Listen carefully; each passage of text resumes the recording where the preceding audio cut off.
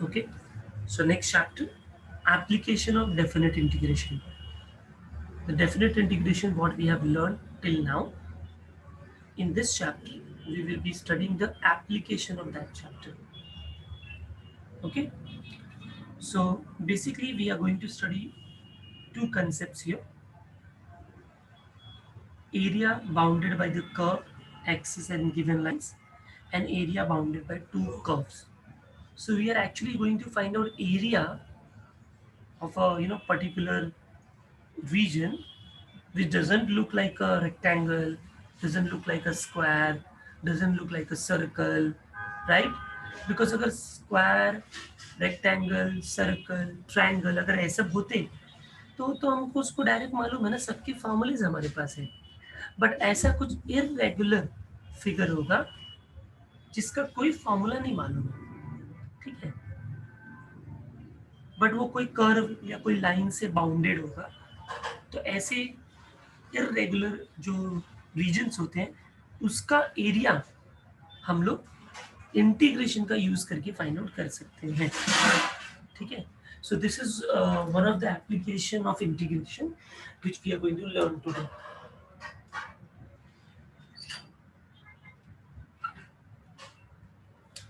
Okay, so I think 56 students have come. So there's no problem to start with the class. Now, what is the concept says about area under the curve? The first concept. Let me take the help of notes to explain you all. Application of definite integral. Okay, lecture 1.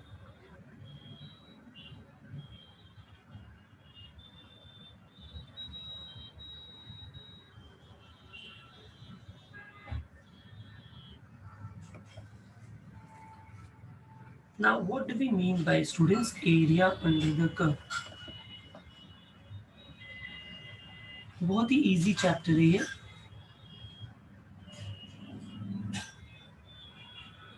ये concept अच्छे से समझिए, बस ये एक ही concept है, area under the curve. इसका मतलब क्या है, देखो, suppose you have y axis here, x axis here, okay, x and y, and suppose there is a function, ठीक है, और वो फंक्शन का ग्राफ ऐसा एक कर्व आ रहा है, fine. Then there are two straight lines. एक स्ट्रेट लाइन है x equal to A, x equal to A line है, मतलब वो x एक्सिस को ए पॉइंट से कट करते हुए एक लाइन ड्रॉ होगा. Yes, this is x equal to A. जो कर्व बना था उसका equation suppose y equal to F X होगा. दूसरा एक लाइन है x equal to B.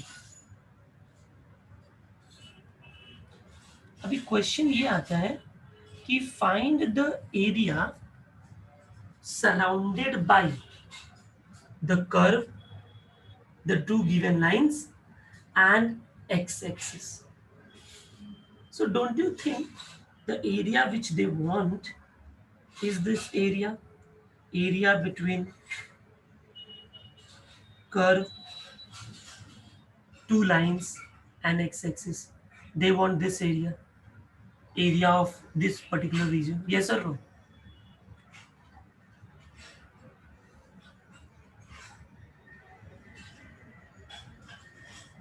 But don't you think that this is not any normal figure, rectangle, square, ऐसा कुछ, ऐसा कोई हमने ज्योमेट्रिकल फिगर लर्न किया है जिसका एक साइड ऐसा कर्व हो जाता है, बाकी के तीन लाइन स्ट्रेट रहते हैं और उसका एरिया का कोई फॉर्मूला है?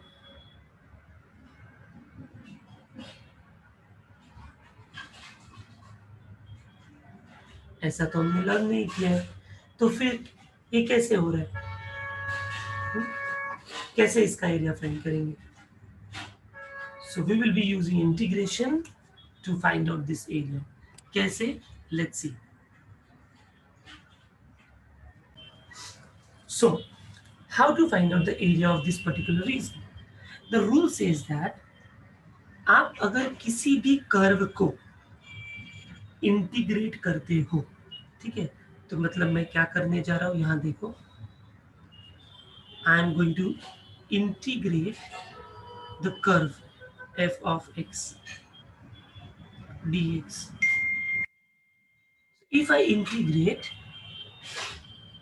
then उसके कर्व के नीचे का ये जो पोर्शन है, एरिया अंडर द कर्व, वो अपने को मिलता है. बट नीचे तो कितना बड़ा एरिया, ये भी कितना आगे एक्सटेंड हो सकता है, ये इधर से भी कितना भी एक्सटेंड हो सकता है. तो हमने क्या करना है कि मुझे तो बस इस लाइन से इधर और इस लाइन से इधर, इसके बीच का एरिया चाहिए. तो मैं लिख दूंगा यहाँ पर from x equal to a to x equal to b will be the area under the curve and between x axis y axis.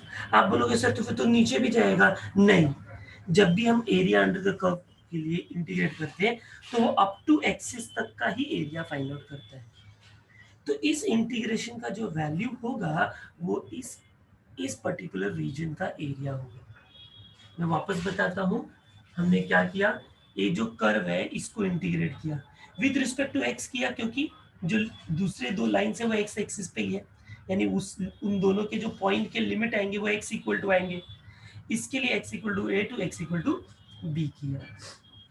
तो ए टू बी मतलब यहां से लेके यहां तक अगर इस कर्व को इंटीग्रेट करूंगा तो इस कर्व की यहां से यहां तक के नीचे वाले का एरिया अपने को मिल जाएगा. आई होप सबको समझ में आया होगा ये कंसेप्ट. अब ऐसा ही एक दूसरा फिगर देखते हैं, उसमें समझते हैं कैसे होता है.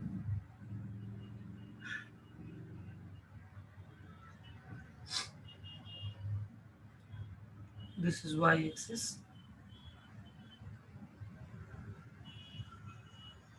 x axis. सपोज हमारा कर्व कुछ ऐसा है और हमारे जो दो लाइंस है वो इस तरीके के हैं. ये लाइन है y इक्वल टू सी, ये है y इक्वल टू डी, और ये है y equal to F of X function. अब हमको वही करना है, area surrounded by curve, lines and y-axis. It means in this time we want this particular area, right? तो अभी भी अगर मैं इस कर्व को इंटीग्रेट करूंगा तो उसके नीचे का एरिया आएगा. अब नीचे का एरिया आप देख सकते हो y एक्सिस पे आ रहा है. इसके लिए इसका जो फाइनल आंसर होगा एरिया, वो होगा इंटीग्रेशन ऑफ फंक्शन. अब देखो, जब मैं फंक्शन कर लिखने जाऊंगा तो पहले विद रिस्पेक्ट टू dx था, इसके लिए मैंने यहाँ पर x का फंक्शन लिखा था, बराबर ना. अब मैं विद रिस्पेक्ट टू y करूंगा तो उस फंक्शन से x का फंक्शन को y के फंक्शन में कन्वर्ट करेंगे. मतलब अगर ये y equal to F of X है तो f इधर आएगा तो x equal to F inverse y हो जाएगा, जो भी होगा. समझ रहे हो क्या? ये तो सिंबल में ऐसा आ रहा है. अभी सपोज क्वेश्चन ऐसा होगा, you know, it's like y equal to 2x, suppose ऐसा. तो अगर पहला क्वेश्चन होता विथ रिस्पेक्ट टू एक्स तो हम 2x पुट करते y का फंक्शन, और अगर ये है तो हम क्या करेंगे, y by two equal to X करेंगे. समझ में आ रहा है क्या? इन शॉर्ट अगर कंफ्यूज नहीं होना है तो ऐसे करो, विथ रिस्पेक्ट टू एक्स में हम y का वैल्यू पुट करेंगे, y लिखेंगे. क्यों? क्योंकि y will be in terms of x. और विथ रिस्पेक्ट टू y में हम x लिखेंगे. क्यों? Because then x will be in terms of y. From C, y equal to C to y equal to D. It will give the area under this curve. तो ये दो examples थे area under the curve का, with respect to x axis and with respect to y axis, right. अभी एक और यहाँ पर देखो,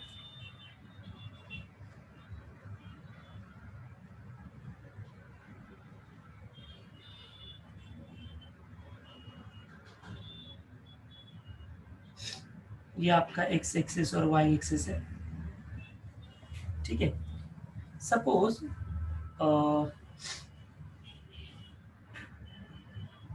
I'll do one thing, I'll just draw like this.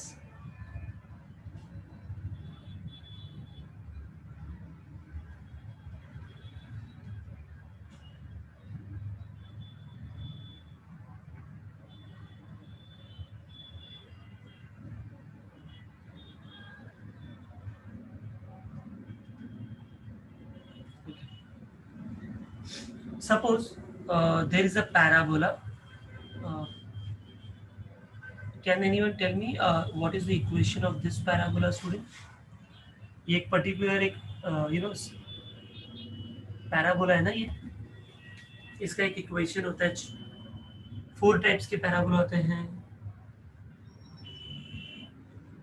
हाँ, तो ये एक पैराबोला है जिसका actual equation Y square equal to 4x होता है। I am going to write give you all the general formula of such figures. अभी फिलहाल ये सब समझने के लिए हम देखते हैं। Y square equal to 4x, ठीक है। Suppose there is another parabola,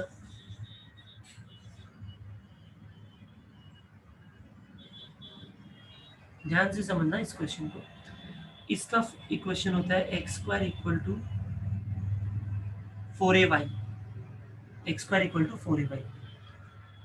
question बोलता है find the region between, find the area of the region between both the parabolas.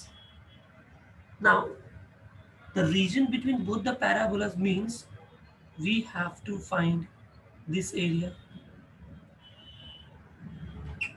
Yes or no, students?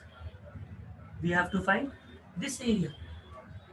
Now till now in the last two problems the area were covered between, by curve, by line, by axis.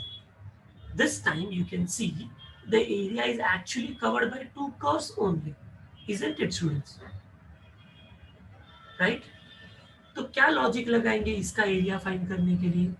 तो ध्यान से देखो बच्चों, ध्यान से देंगे। सबसे पहले मैं क्या करूंगा, मैं अगर ऐसा सोचता हूं कि अगर मैंने इस रेड वाले कर्व को इंटीग्रेट कर दिया, बताना मुझे हाँ बच्चों, अगर मैंने रेड वाले कर्व को इंटीग्रेट कर दिया with respect to x from ध्यान से सुनो, from this point to this point, this point to this point, ये दो पॉइंट मालूम है 0,0, ये नहीं मालूम है, तो इसका हम पहले पॉइंट ऑफ इंटरसेक्शन फाइंड करेंगे इस पॉइंट का, ठीक है। सपोज इसका पॉइंट ऑफ इंटरसेक्शन आया ए कॉमा बी, ठीक है। अच्छा, पॉइंट ऑफ इंटरसेक्शन कैसे फाइंड करते हैं बच्चों? तो इन जिस दो इक्वेशन का ये पॉइंट ऑफ इंटरसेक्शन है उन दोनों को साइमल्टेनियसली सॉल्व करते हैं। साइमल्टेनियसली सॉल्व करोगे तो एक्स और वाई की वैल्यू आएगी, वही उसका पॉइंट ऑफ इंटरसेक्शन होगा। तो उसमें एक्स कोऑर्डिनेट क्या है, ए है। अच्छा, ये पॉइंट ऑफ इंटरसेक्शन क्या है, 0,0, ठीक है। तो मुझे मालूम है कि विद रिस्पेक्ट टू एक्स कर रहा हूँ, तो इससे क्या फायदा होगा? देखो, अगर मैं यहाँ से एक स्ट्रेट लाइन ड्रॉ करूँ तो मैं अगर इस रेड वाले कर्व को इंटीग्रेट करता हूँ from x equal to 0 to x equal to a, आपको नहीं लगता यहाँ से लेके यहाँ तक का एरिया मिलेगा? देखो, ये पूरा इसके नीचे का ये पूरा एरिया मिलेगा। यस और नो? क्योंकि रूल है ना, if you integrate any particular curve from a point two point, तो उस कर्व के नीचे का पूरा एरिया मिलता है। यस और नो? तो ये एरिया मिलेगा, बट ये तो ज्यादा हो गया है कि नहीं? हमको तो इतना एरिया नहीं चाहिए था, ठीक है। बट उससे बेनिफिट क्या होगा? अब देखो, ये तो हमने रेड वाले का निकाला। अच्छा, आप मुझे बताओ, अगर मैंने इस ब्लू वाले को इंटीग्रेट किया फ्रॉम 0 टू a, तो इसके नीचे का कर्व क्या होगा? इसके नीचे का जो एरिया होगा वो यही होगा ना। अरे समझ में आ रहा है क्या? तो अगर मैं ऊपर वाले का इंटीग्रेट करके जो एरिया इतना बड़ा आ रहा है उसमें से ये ब्लू वाले का इंटीग्रेट करने का जो एरिया आ रहा है उसको अगर मैं सब्ट्रैक्ट कर दूं, तो आपको नहीं लगता ये बीच वाला एरिया मिल जाएगा?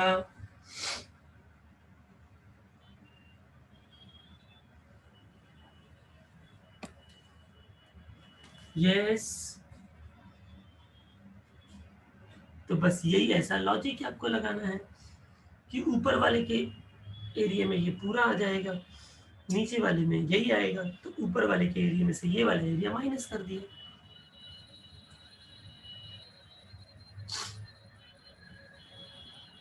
Clear all of you? Okay.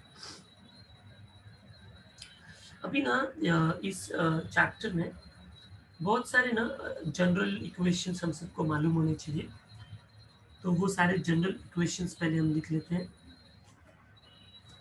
General formula, general equations of a particular geometrical figure, जैसे number 1, equation of a straight line.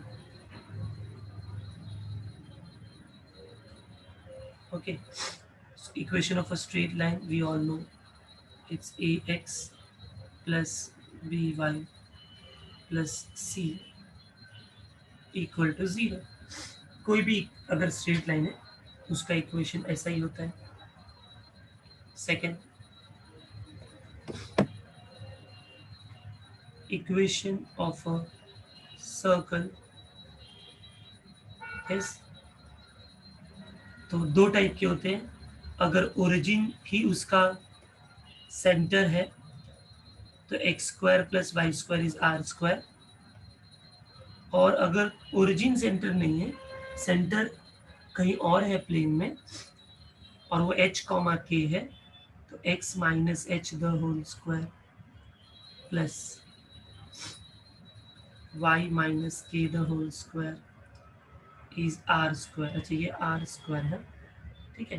पहले केस में सेंटर जो है वो 0,0 है, दूसरे केस में सेंटर जो है वो h कॉमा के है। ओके,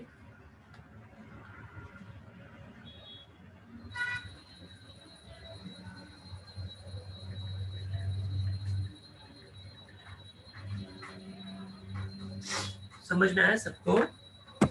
अब थर्ड पॉइंट, सर्कल के बाद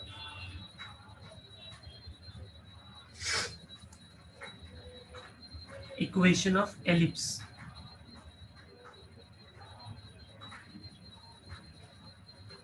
equation of ellipse, okay. Equation of ellipse में there are two types of equation. Second वाला रिपीट करूँ, ये सर्कल है, सर्कल का equation X square plus Y square R square होता है अगर सेंटर 0,0 है। और अगर सेंटर, जरूरी नहीं है हमेशा सेंटर 0,0 हो, प्लेन पे वो कहीं भी हो सकता है। तो जो अगर सपोज उसका सेंटर एच कॉमा के है, तो उसका इक्वेशन इस तरीके का हो जाता है, X minus H the whole square Y minus K the whole square equal to R square. Okay, diagram वो अभी बाद में देखते हैं, ठीक है। इक्वेशन ऑफ एलिप्स, अभी इक्वेशन ऑफ एलिप्स कैसे होता है ध्यान से देखो। अभी हम सबको मालूम है कि इक्वेशन ऑफ एलिप्स में जो एलिप्स होते हैं वो दो टाइप के होते हैं, अगर आपको याद होगा तो। सपोज ये एक्स और वाई एक्सिस है, तो एक एलिप्स इस तरीके का होता है, और अगर कभी कभी एलिप्स इस टाइप का भी होता है, राइट। मैं थोड़ा रफ फिगर बना रहा हूँ। अभी इन दोनों में डिफरेंस क्या है स्टूडेंट? तो एलिप्स में एक कंसेप्ट है जिसको बोलते हैं major axis and minor axis. Major and minor, ठीक है। अभी मेजर माइनर क्या होते हैं? तो अगर मैं पहले एलिप्स की बात करूं, तो इसमें देखो, इसके अंदर दो एक्सिस है, एक एक्स एक्सिस है और एक वाई एक्सिस है। दिखने से ही पता चलता है कि इसके अंदर एक्स एक्सिस जो है वो बड़ा है, यस सर, वाई एक्सिस छोटा है।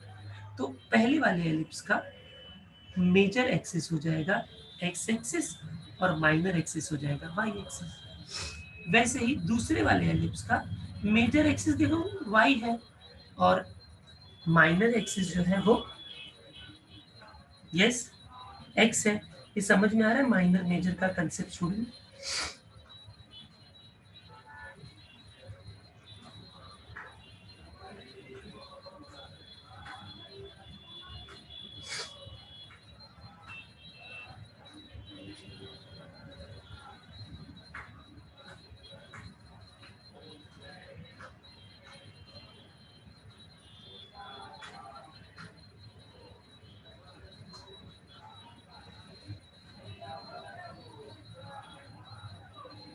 Yes, okay. See, there are two types of ellipse. I'll repeat again. There are two types of ellipse. एक ये एलिप्स है और एक ये एलिप्स है, ठीक है? आप देख सकते हो ये थोड़ा हॉरिजॉन्टली स्लिपिंग जैसा लग रहा है, ये स्टैंडिंग जैसा लग रहा है। तो यहाँ पर जो मेजर एक्सिस है, मेजर मतलब देखो इस एलिप्स के अंदर दो एक्सिस है, एक वाई है और एक जेड है। इसका ओरिजिन 0,0 है, ठीक है? तो मेजर मतलब जो बड़ा है। तो ये देखो ये बड़ी वाली साइड है और ये छोटी वाली साइड है। तो जो बड़ी एक्सिस है वो एक्स एक्सिस है और इसका जो छोटा वाला एक्सिस है वो वाई एक्सिस है। वही आप इसमें देखोगे तो इसका मेजर एक्सिस वाई हो जाएगा, इसका माइनर एक्सिस क्या हो जाएगा, एक्स हो जाएगा।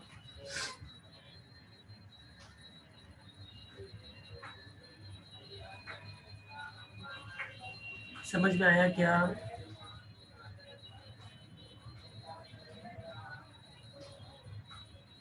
ओके, अच्छा। अब ये यहाँ ना कोई पॉइंट होंगे ना, मतलब ये सब पॉइंट ऑफ इंटरसेक्शन होगा ना ये। तो एक्स एक्सिस पे जो पॉइंट होगा उसका वाई कोऑर्डिनेट 0 होता है, तो ये a कॉमा 0 होगा, सॉरी ये माइनस a कॉमा 0 होगा, ये a कॉमा 0 होगा। ऊपर वाला पॉइंट 0 कॉमा b होगा, ये 0 कॉमा माइनस b होगा, राइट? वैसे यहाँ पर भी होगा, ये a कॉमा 0, तो फिर ये माइनस a कॉमा 0, ये 0 कॉमा b, तो फिर ये 0 कॉमा माइनस b, ठीक है? तो आपको इसमें दिखता है क्लियरली कि इसमें a जो होगा वो b से बड़ा होगा। Do you agree? क्योंकि a मेजर एक्सिस का पार्ट है ना, तो मेजर एक्सिस का पार्ट है, तो इसका मतलब उसका जो a होगा वो b से बड़ा ही होगा। और यहाँ पर हम देखेंगे तो a लेस देन b होगा।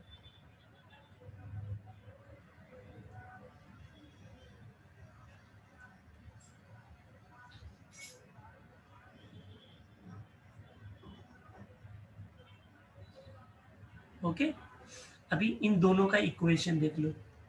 तो दोनों का इक्वेशन सेम है, बस एक में a b से बड़ा है। जैसे पहले का जो जनरल इक्वेशन है, मेन हमको जनरल इक्वेशन याद रखना है, X square upon A square plus Y square upon B square is 1।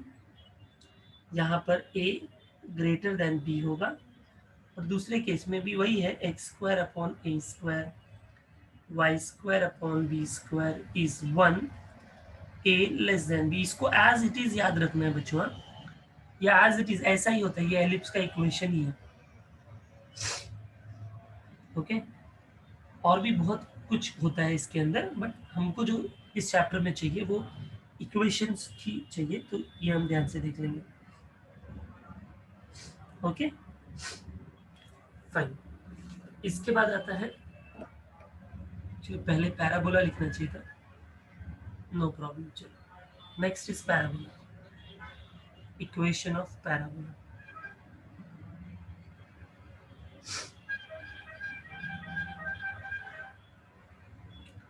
अभी एलिप्स जैसे 4 टाइप्स के होते हैं, वैसे पैराबोला, सॉरी एलिप्स जैसे 2 टाइप्स के होते हैं, पैराबोला 4 टाइप्स के होते हैं।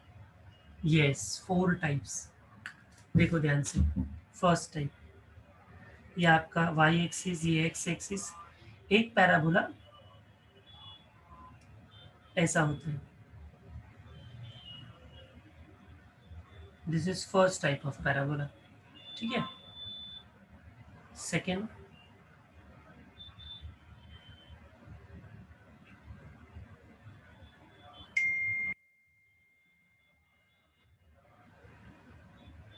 Like this. थर्ड,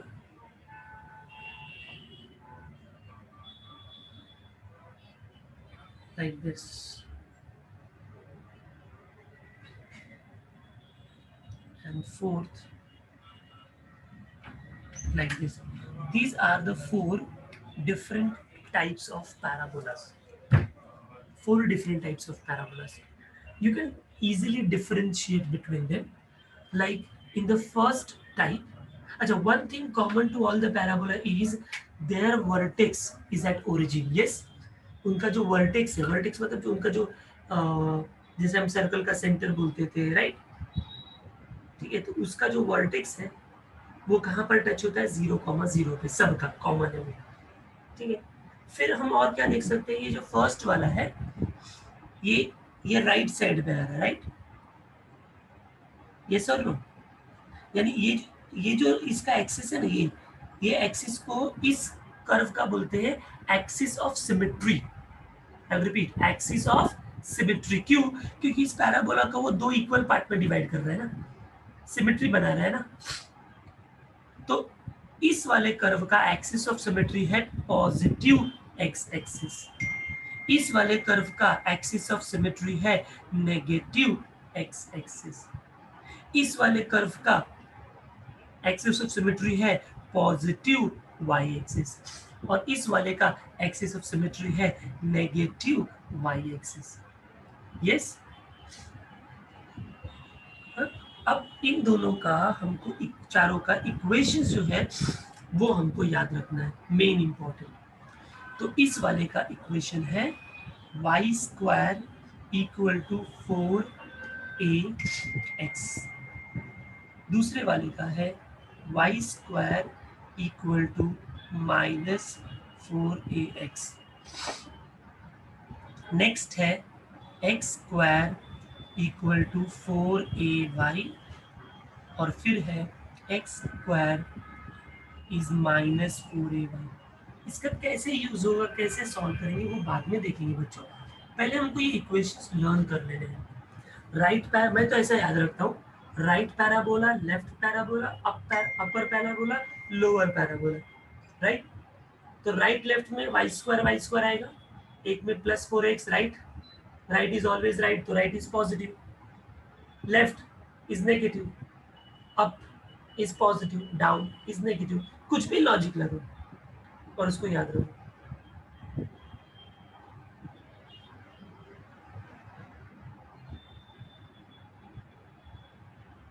ठीक है, अच्छा, इसके बाद ये तो है इक्वेशंस। ये जो हमने लिखा अभी वो था equation of all these figures. कुछ चीजें, एक दो चीजें और भी हमको इसमें सीखनी है। हर एक पैराबोला में ना एक फोकस होता है, फोकस पॉइंट बोलते हैं उसको। जैसे यहाँ पर वो फोकस पॉइंट यहाँ पर कहीं होता है, ठीक है? एक्स एक्सिस पॉजिटिव साइड है तो डेफिनेटली इसका पॉइंट a,0 होगा, ठीक है?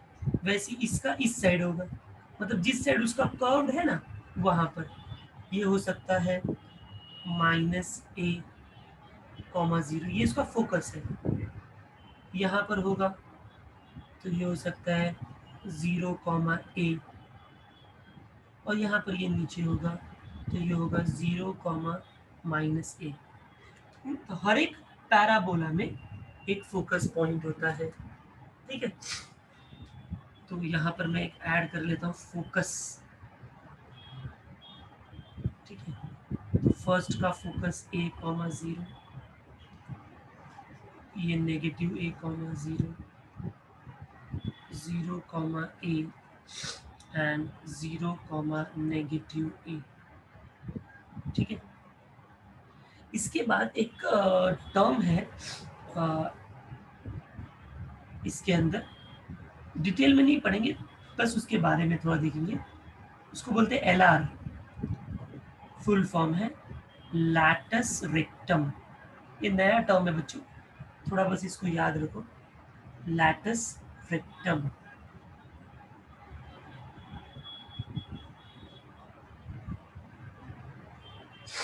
नाउ लैटस रेक्टम क्या होता है, लेट्स सी हियर।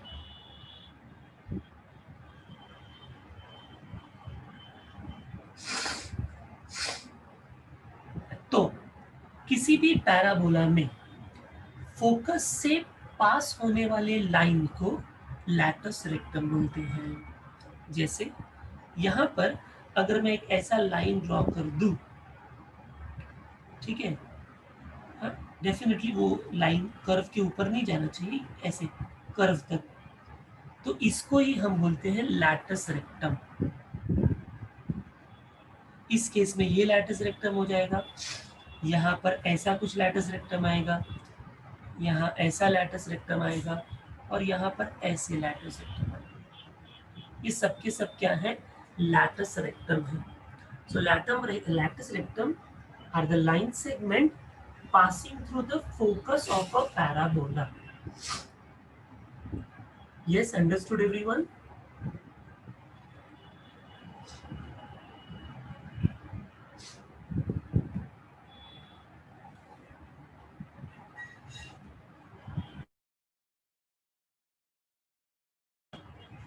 ओके, अभी देखो बच्चों, जैसे हमने सर्कल में देखा था कि सर्कल में जब वो ओरिजिन से पास हो रहा था तो उसका equation X square plus Y square equal to R square था, और बाद में जब वो ओरिजिन से नहीं पास हुआ, मतलब उसका सेंटर ओरिजिन नहीं है, तो हमने x में से h सब्ट्रैक्ट किया, y में से k सब्ट्रैक्ट किया, जो ये पॉइंट था। ये रूल बाकी सबके लिए भी एप्लीकेबल है। अभी आप देख सकते हो ये एलिप्स का सेंटर 0 0 है, इसका सेंटर 0 0 है, इन सब का वर्टेक्स 0 0 है, बट जरूरी नहीं है कि पैराबोला ऐसा ही होगा। ऐसा भी हो सकता है ना कि सपोज यू नो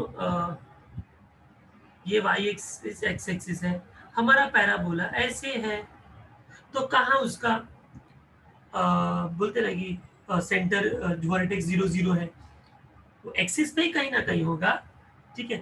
बट अभी तो इसका वर्टेक्स क्या हो गया, 0 कॉमा कोई तो b हो गया ना y पे, तो फिर क्या करने का?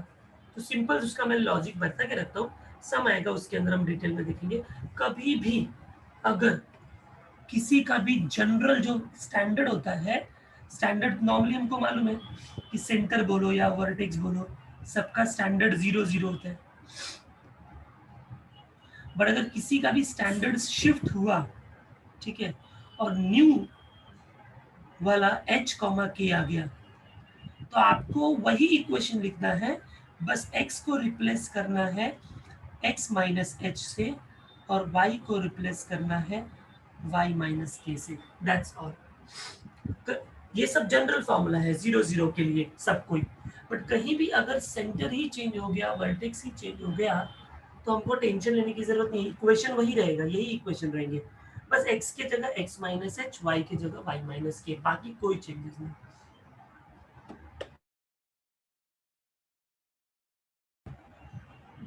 I hope everyone understood this also.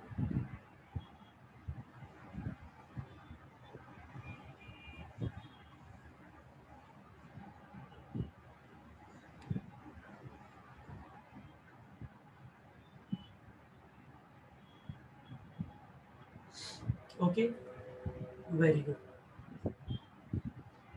तो ये कुछ बेसिक स्टैंडर्ड हमारे ज्योमेट्रिकल फिगर्स है, जिसका अपने को इंटीग्रेशन जनरल इक्वेशन आना चाहिए, तो वो हम लोग ने वन बाय वन सब देख लिया है। There is only one exercise student in this chapter, ठीक है।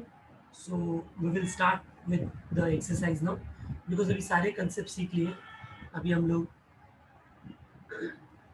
एक्सरसाइज स्टार्ट कर सकते हैं, और फिर अगर कुछ आपको नहीं समझा है तो एक्सरसाइज में आपको रिवाइज हो जाएगा।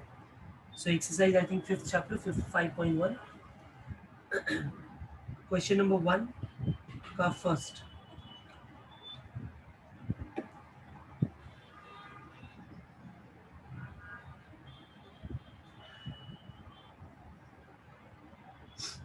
सॉल्व एग्जांपल्स आपको अच्छे से करने हैं स्टूडेंट साहब।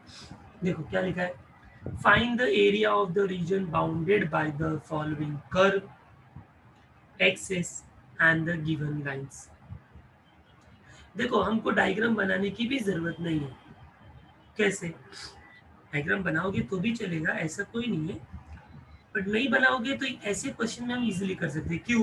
क्योंकि देखो यहाँ पर आपको जो लाइंस दिया है उसमें एक्स का लिमिट दिया है, इसका मतलब मुझे with respect to X integrate करना है। विथ रिस्पेक्ट टू एक्स करना है, इसका मतलब मुझे वाई को इंटीग्रेट करना है। ये सर नो, क्योंकि वाई ही तो इन टर्म्स ऑफ एक्स होगा ना, राइट? जब वाई दिया रहेगा लिमिट, तो इसका मतलब मुझे विथ रिस्पेक्ट टू वाई करना है, मतलब मुझे एक्स को इंटीग्रेट करना है। तो बस y दिया है तो x में, x दिया है तो y में, इसी तरीके से हमको इसको सॉल्व करना है। देखो अभी मैं कैसे करता हूँ एक हाथ से।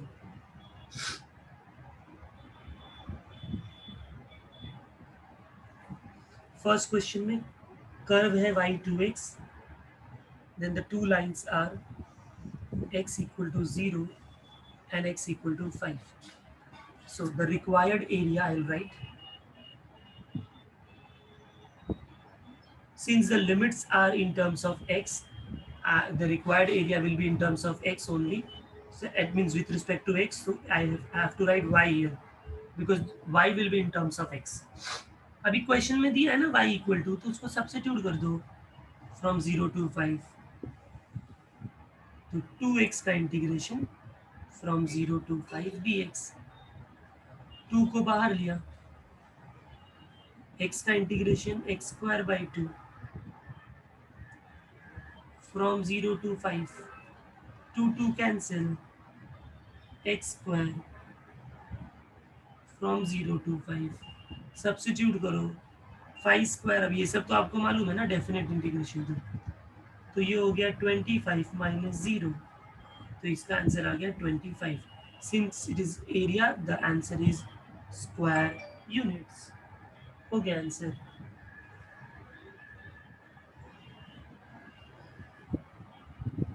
क्लियर सबको?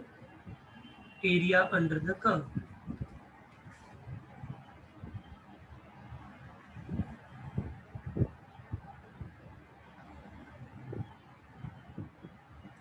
ओके, ऐसे हम सेकेंड क्वेश्चन देखते हैं।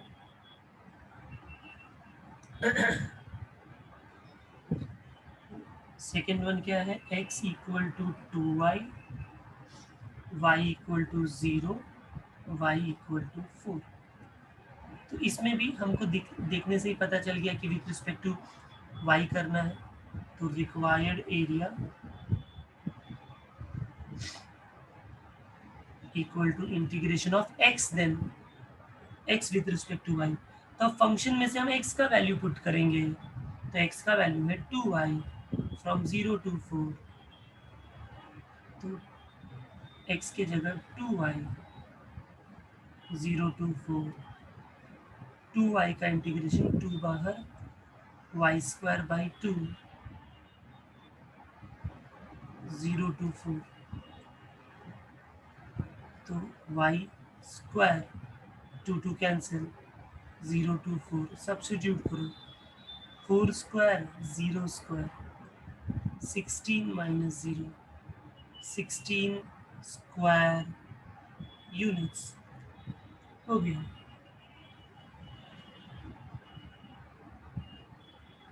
Easy students.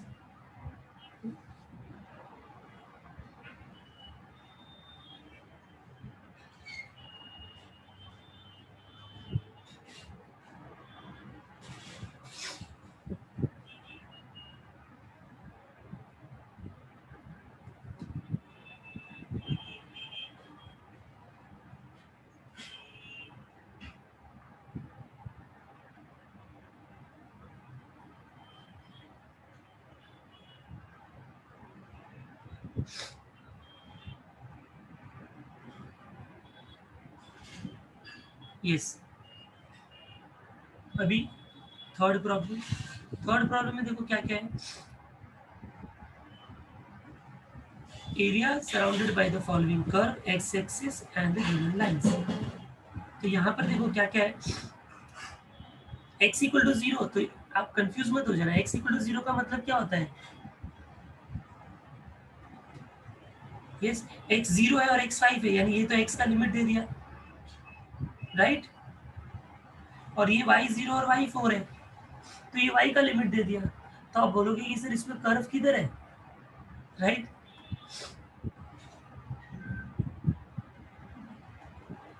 इसमें तो सीधे सीधे 4 लाइंस दे दिए हैं।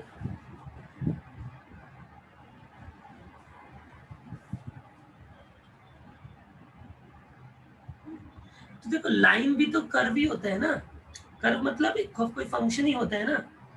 तो आपको इसमें से, जैसे अगर आपने y इक्वल टू 4 का लाइन बनाया, तो y इक्वल टू 4 मतलब y एक्सिस को 4 से कट करेगा, और y इक्वल टू 0 मतलब x एक्सिस। देखो मैं इसका आपको डायग्राम बना के बताता हूँ how exactly it should look like. Third one,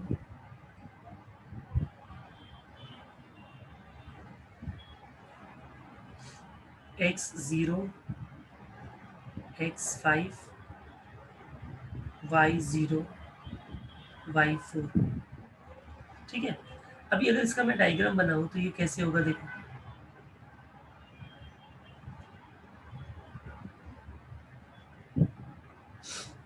अभी देखो x इक्वल टू 0 मतलब पहला वाला तो y एक्सिस है, वो ऑलरेडी ड्रॉन है। ये x इक्वल टू 0 है, y axis. x equal to 5 मतलब x को 5 से कट करता हुआ line, somewhere something like this. ये x इक्वल टू 5 हो गया। y इक्वल टू 0 मतलब वो x एक्सिस है, और y इक्वल टू 4 मतलब कुछ ऐसा। हमको इस से एरिया फाइंड करना है, तो कौन सा एरिया हुआ, यही हुआ ना। तो अगर मैं इसको इंटीग्रेट करूं फ्रॉम 0 टू 5, तो मुझे ये एरिया आ जाएगा। समझ में आ रहा है क्या? तो विथ रिस्पेक्ट टू एक्स करना इजी है, तो मैं क्या करूंगा, इसको इंटीग्रेट करूंगा। तो इसका इक्वेशन क्या है, y इक्वल टू 4 है। तो विथ रिस्पेक्ट टू एक्स है, तो इसका जो रिक्वायर्ड एरिया होगा विद रिस्पेक्ट टू एक्स से, तो पहले फॉर्मूला लिख दिया मैंने, y dx फ्रॉम 0 टू 5। अब y क्या है, तो y इक्वल टू 4 है, तो 4 पुट कर दिया, 4 है पुट कर दिया, 0 टू 5 dx, 4 का इंटीग्रेशन 4x 0 टू 5, ठीक है। फिर सॉल्व किया, 4 into 5 4 into 0, so 20 minus 0, so 20 square units will be your answer.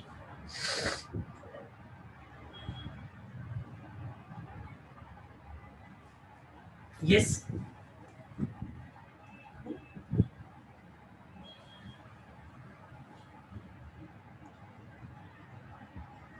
Next question. Fourth one. Fourth one now. Fourth one में क्या है देखो, find the area of the region bounded by y equal to sin x, यानी ये हमारा curve है, x equal to 0, x equal to 90। देखो diagram भी अगर आपको बनाना है तो आप बना सकते हो, डायग्राम के लिए मैं ये नहीं बोलता कि नहीं बना सकते, बट यहाँ पर क्लियरली दिखता है कि y को इंटीग्रेट करना है फ्रॉम x का लिमिट। सपोज आपने अगर डायग्राम बनाया अभी, तो how does it look like, अभी साइन कर्व हमको मालूम है क्यों ऐसे ऐसे चलता है। अब किस रीजन की बात हो रही है, let's see. y equal to 0 से y equal to 90, x equal to 90 तक, x0 टू x90। तो x इक्वल टू 0 मतलब वो तो y एक्सिस ही है ना।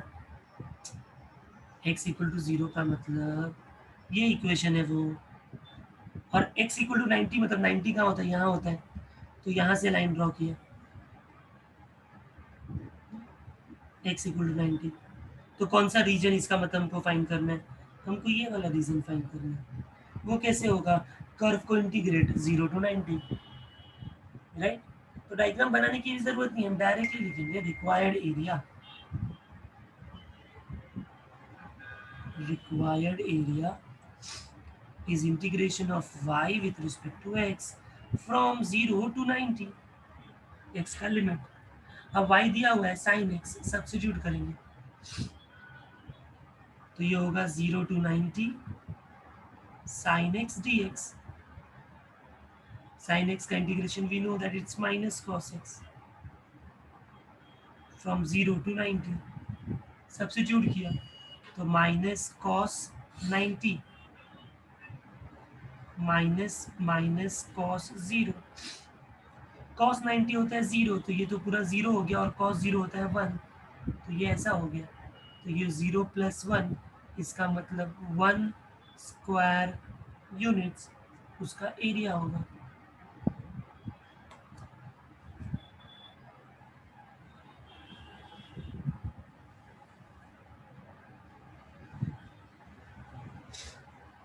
Okay, next one, fifth. बहुत ही सिंपल है स्टूडेंट्स, इसलिए मैं थोड़ा सा फास्ट तो कर रहा हूँ because it's very simple. Next क्या है, एक्स वाई इक्वल टू 2 दिया है, एक्स इक्वल टू 1 दिया है, एक्स इक्वल टू 4। मुझे बताओ पहले, लिमिट को देख के क्या लगता है, रिक्वायर्ड एरिया को मैं, मुझे with respect to what integration वाला फॉर्मूला यूज करना चाहिए, बताओ। रिक्वायर्ड एरिया क्या करूँ, integration X with respect to Y करूँ कि Y with respect to X करूँ?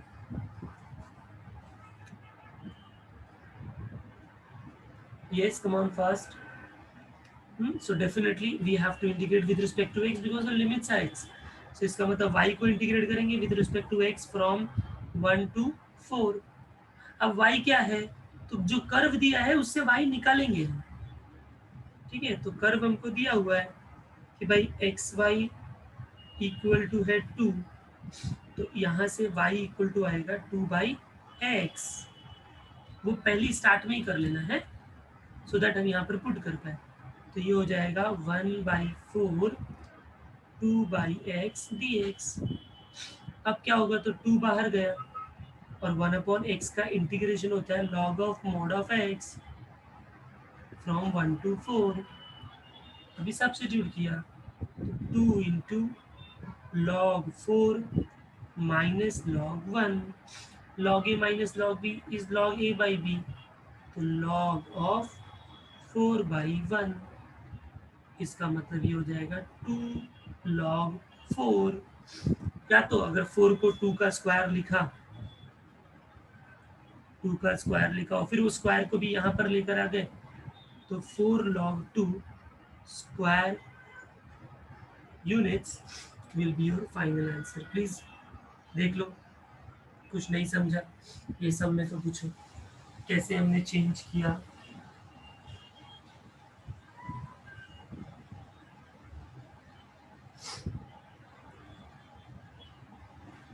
Okay, next question, sixth one, बहुत ही सिंपल है ये सारे sums.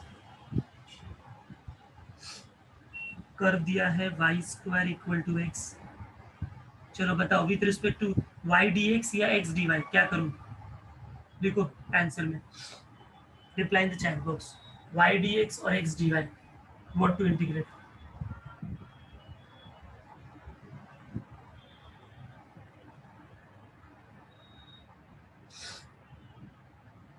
Yes, very good. Y dx, right? So from 0 to 4। अब यहाँ से y निकालना पड़ेगा, y तो मैं यहीं पर निकालता हूँ क्वेश्चन के पास ही। y इक्वल टू क्या होगा, रूट एक्स हो जाएगा ना, स्क्वायर वहाँ जाएगा। तो सॉल्व करते हैं इसको। 0 to 4 root X D X, root X का integration X raise to 3/2 upon 3/2, 0 to 4, 3/2 ऊपर गया तो 2/3 हो गया, बाकी ब्रैकेट में बचा एक्स रेज टू 3/2, 0 to 4। अभी एक बार 4 पुट करेंगे तो मिलेगा 4 raise to 3/2। Yes, 4 raise to 3/2 को कैसे निकालते हैं आप लोग को मालूम ही होगा। पहले हम 4 रेज टू 1/2 करते हैं, यानी स्क्वायर रूट करते हैं, फिर क्यूब निकालते हैं। तो स्क्वायर रूट ऑफ 4 होता है 2, तो ये 2 का क्यूब होता है तो ये 8 हो जाता है, राइट? तो ये हो जाएगा 2/3, 8 minus 0, 2/3 into 8, so this will be 16/3 square units. Please go through the solution. In case if you don't understand any step, ask me.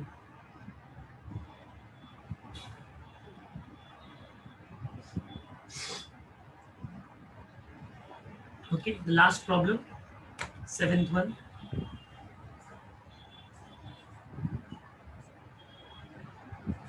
क्या क्या दिया है? Y square is 16x, x 0 x 4. वापस से बताओ, y dx या x dy?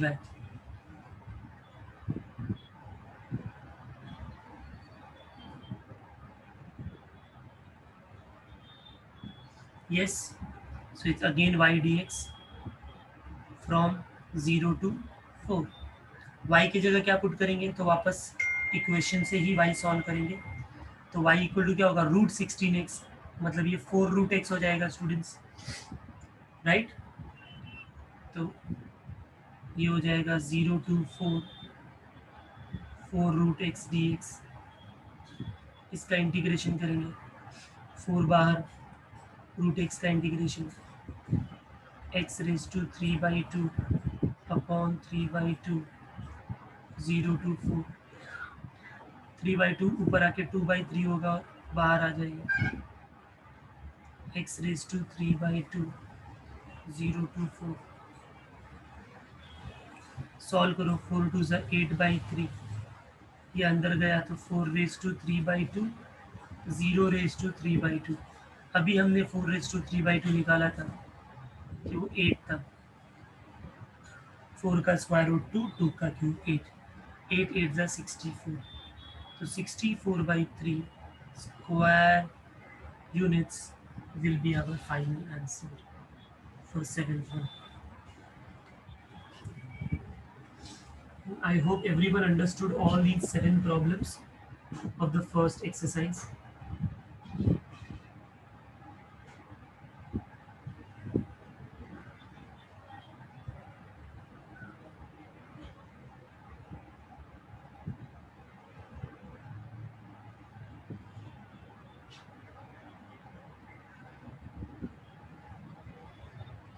अच्छा, एक छोटा सा स्टूडेंट्स, ये तो आपने सही समझा. थोड़ा सा इसमें हम लोग ने वो इक्वेशन नहीं देते थे, तो ये पैराबोला इक्वेशन. हाँ, तो अगर मैं ये पैराबोला बनाऊँ ना, तो थोड़ा हमने एक छोटा सा मिस्टेक किया है. मैं आपको दिखाता हूँ क्या. देखो, when you make a parabola here, ये मुझे बता सकता है कोई ये कौन से टाइप का पैराबोला है स्टूडेंट? राइट, लेफ्ट, अपर और लोअर. अब वाई स्क्वायर है, इसका मतलब या तो राइट का होगा या तो लेफ्ट का होगा, दोनों में वाई स्क्वायर है. बट फिर पॉजिटिव 16x है, इसका मतलब वो राइट साइड का पैराबोला है. तो देखो, क्वेश्चन में बोला है पैराबोला का. पैराबोला के टाइम ना तो डायग्राम बना के करने का बच्चा, वो डायरेक्ट थोड़ा, जैसे हमने ये अभी मिस्टेक कर दिया ना, वैसे हमसे वापस हो सकता है. तो ये पैराबोला हो गया. फिर बोला x equal to 0, x equal to 0 मतलब ये तो y एक्सिस ही है, और x इक्वल टू 4 समथिंग ऐसा रहेगा. तो क्वेश्चन में बोला है find the area between curve and line ना. तो इसका मतलब फिर तो ये पूरा एरिया हो गया ना. नहीं समझे आप लोग? ये पूरा आ गया ना, नीचे का भी आ गया ना, क्योंकि वो भी तो कर्व के अंदर ही है. और हमने जो फाइंड आउट किया वो क्या किया? कर्व को इंटीग्रेट किया 0 to 4. तो वो तो रूल के हिसाब से कर्व के नीचे एक्सिस तक की एरिया देता है ना. समझे क्या? ये वाला एरिया सेकंड पार्ट का तो आया ही नहीं हमारे आंसर के अंदर. अरे समझा मेरा लॉजिक में क्या बोल रहा हूँ, क्या मिस्टेक किया हमने? तो हमको क्या करना है, अभी हमको मालूम है कि ये एक्सिस ऑफ सिमेट्री है, यानी इस साइड जो होगा वही होगा यहाँ पर. तो बस हमने जो निकाला है उसका डबल कर देना है, यानी स्टार्टिंग में ही हम क्या कर देंगे, रिक्वायर्ड एरिया हम लिख देंगे 2 टाइम्स ऑफ दिस. समझ रहे हो? तो यहाँ पर 2 टाइम्स, ठीक है. तो ये 4 2 जब बाहर आएगा तो ये 8 हो जाएगा. यस, ये भी 8 हो जाएगा. ये 8 2 16 हो जाएगा.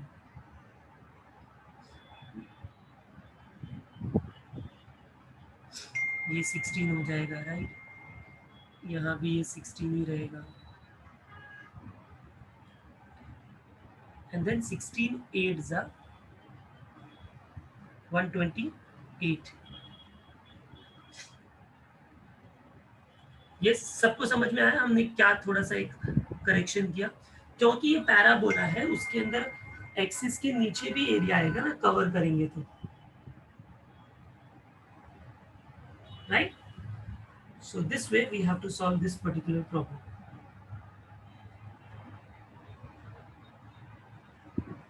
हाँ, हर्ष बोल रहा है सर -4 to 4 ले सकते हैं ना. देखो -4 to 4 अगर आप लोगे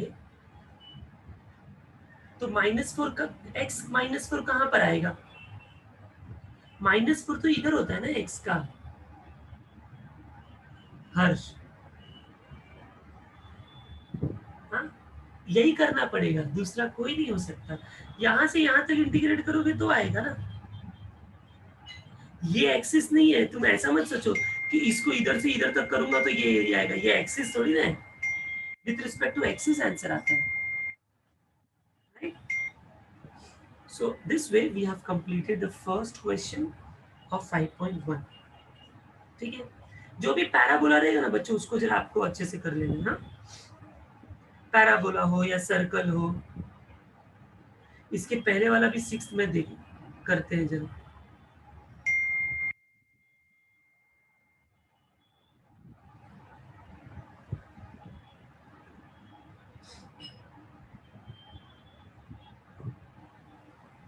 इसके पहले वाला भी पैराबोला था ना, वो भी हमने ध्यान नहीं दिया.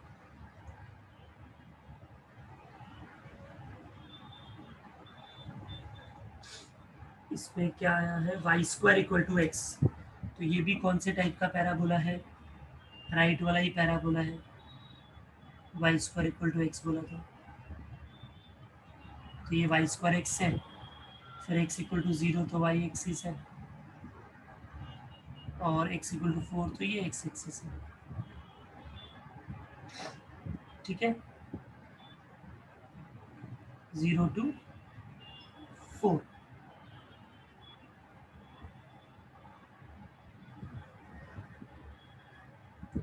तो यहाँ भी 2 टाइम्स आएगा, राइट स्टूडेंट्स.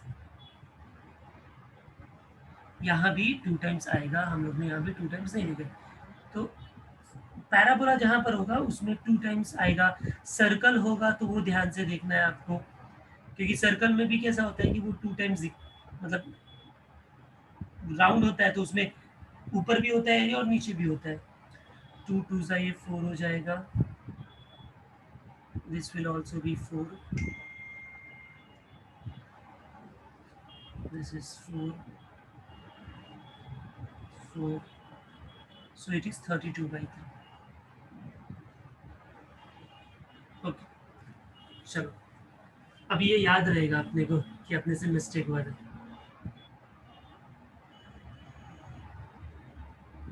इसमें कैसे पता चलेगा 4 है तो नहीं है ना? क्या लिख रहे हो हिमांशु, समझ में नहीं आ रहा है.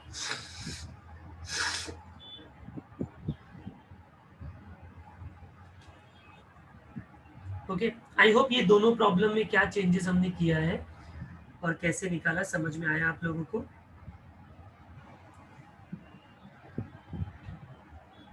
कहाँ 4a नहीं है? अच्छा, फॉर्मूले में तो a1 है ना, ऐसा समझने का. y² = x है, राइट. तो उसमें हिडन है, ऐसा समझने का ना. तुम्हारा 4 4 है और a की जगह 1/4 है, तो 4 × 1/4 क्या होता है? 1 होता है ना. तो 4a1 है.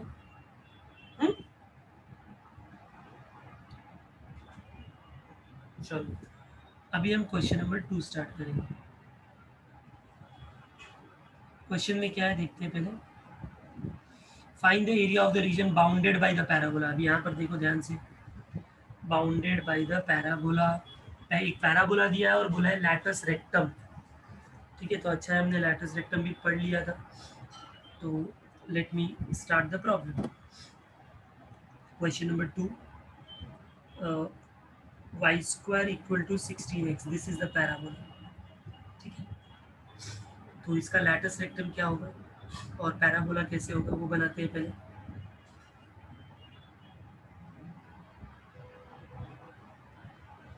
मालूम है हमको राइट वाला पैराबोला ही होगा.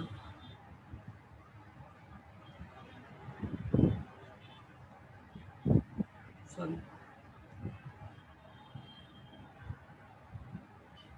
ये एक्स एक्सिस और वाई एक्सिस हो गया हमारा।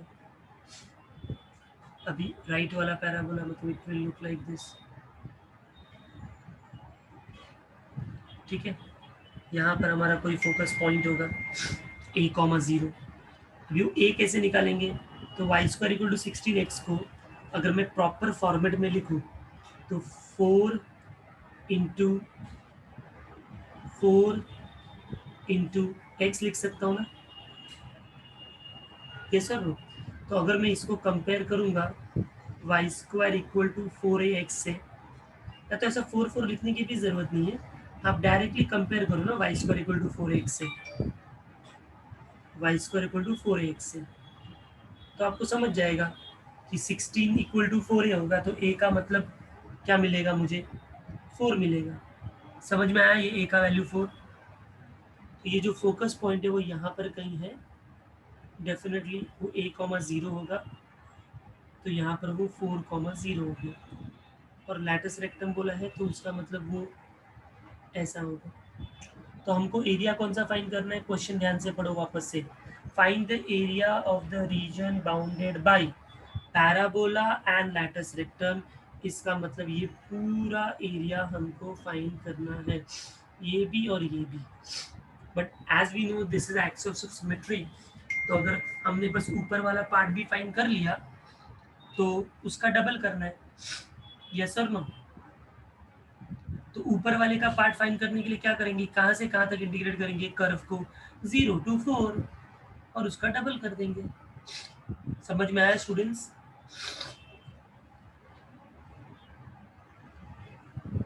ओके, तो let us start doing it.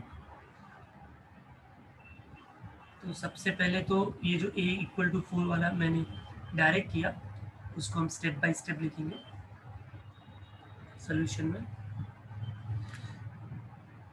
So y square equal to 16x is given, comparing with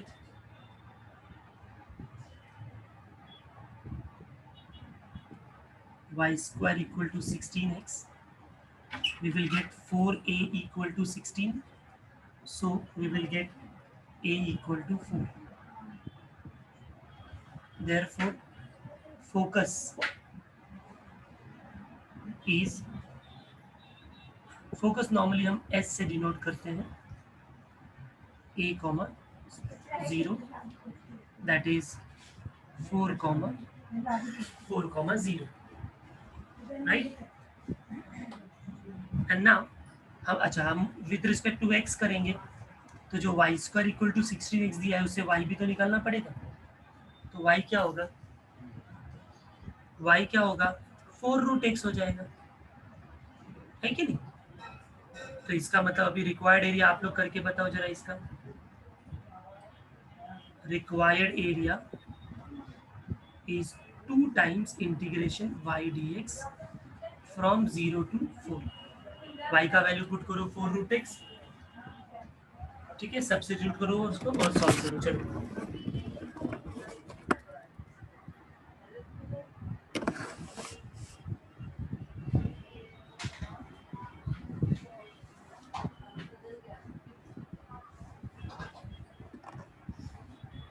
yes, start करो सॉल्व करना। बहुत ही देखो इंटीग्रेशन सिंपल होता है इसके अंदर, आप देखो इंटीग्रेशन बहुत डिफिकल्ट नहीं है, बस ये लॉजिक जो उसको लेकर आना है कि क्या लिखना है उसके अंदर, वो इम्पोर्टेंट है। 4 root x,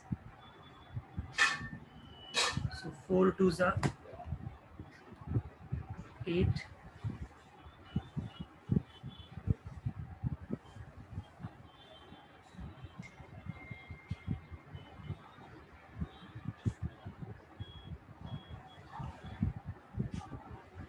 so then this will be 8 into root x का integration, x raised to 3/2 upon 3/2 0 to 4,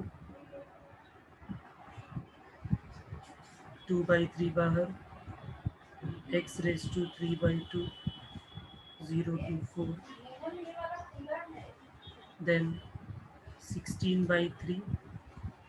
already इसके जैसे हमने एक सम सॉल्व किया, कैलकुलेशन वही आया है अपने को, 16/3 इंटू ये 8 हो जाएगा, राइट? बिकॉज 0 हो गया तो 16 8 128 upon 3 square units is the answer. Yes, I hope सबको ये समझ में आ गया।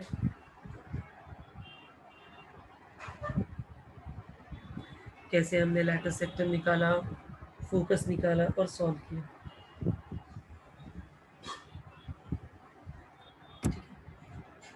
Next problem, area covered by this and this. ठीक है, let me write down first.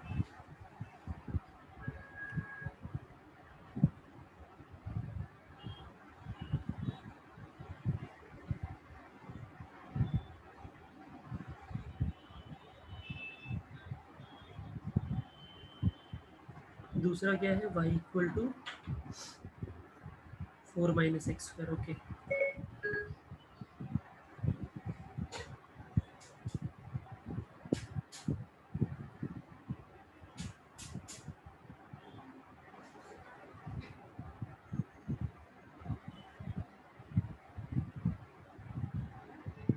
second problem of second question, y equal to 4 minus x square and x axis। चलो students मुझे बताओ, ये जो इक्वेशन दिया है ये आपको किसके जैसा दिख रहा है? किस ज्योमेट्रिकल फिगर का ये इक्वेशन लग रहा है आपको? किस ज्योमेट्रिकल फिगर का ये इक्वेशन लग रहा है? सो देखो, अगर एक्स स्क्वायर और वाई स्क्वायर दोनों होता तो सर्कल हम बोलते हैं, क्योंकि सर्कल में एक्स स्क्वायर और वाई स्क्वायर होता है। बट जब कभी भी एक्स और वाई में कोई एक स्क्वायर हो और दूसरा ऐसा ही हो तो समझने का वो पैराबोला है, क्योंकि पैराबोला में ऐसा होता है Y square equal to 4x, Y square equal to minus 4x, X square equal to 4ay, X square equal to minus 4ay। तो ये तो समझ में आ गया कि ये पैराबोला ही हो सकता है, क्योंकि एक एक्स स्क्वायर और एक वाई है। बट ये पैराबोला के जैसा दिख नहीं रहा है स्टैंडर्ड वाला, थोड़ा इसको सॉल्व करना पड़ेगा। सोल्यूशन में हमने पहले कंसीडर किया, कोशिश करते हैं इसको स्टैंडर्ड फॉर्म में लिखने को। माइनस एक्स स्क्वायर को इधर लेकर आया, एक्स स्क्वायर हुआ, और ये इधर गया तो 4 माइनस वाई हुआ। नॉर्मली होता है X square equal to 4ay, मतलब मल्टीप्लीकेशन में होता है, इसमें माइनस है, यानी डेफिनेटली ये शिफ्ट ऑफ वर्टेक्स वाला प्रॉब्लम है। इसका वर्टेक्स 0 0 नहीं होगा, तो फिर कैसे करेंगे इसको, ध्यान से देखो। और हमको मालूम है शिफ्ट ऑफ वर्टेक्स होगा तो एक्स में से कुछ सब्ट्रैक्ट होना चाहिए, वाई में से भी कुछ सब्ट्रैक्ट होना चाहिए। तो देखो मैं जरा नेक्स्ट स्टेप लिख रहा हूँ, ये समझ में आ रहा है क्या आपको? एक्स होल स्क्वायर को मैं लिख सकता हूँ एक्स माइनस 0 होल स्क्वायर, वो एक्स स्क्वायर ही देगा। और 4 माइनस वाई में से मैंने माइनस कॉमन लिया और इसको लिखा वाई माइनस 4। तो आपको नहीं लग रहा है कि मैंने x को रिप्लेस किया x माइनस एच से, y को रिप्लेस किया y माइनस के से, और ये बन गया X square equal to negative Y वाला पैराबोला, यानी lower parabola. You remember this?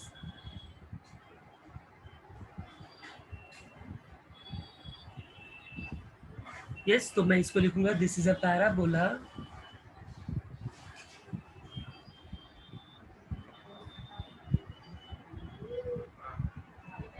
Of type negative है। देखो माइनस भी कॉमन लिया, इंपॉर्टेंट, क्योंकि y माइनस था ना, तो ये टाइप कौन सा होगा? X square equal to minus 4ay वाला टाइप है, विथ वर्टेक्स। विथ वर्टेक्स, इसका वर्टेक्स क्या होगा? तो h कॉमा के होता है ना बच्चों, h x होता है और y का जो होता है वो k होता है, तो इसका वर्टेक्स हो जाएगा 0,4।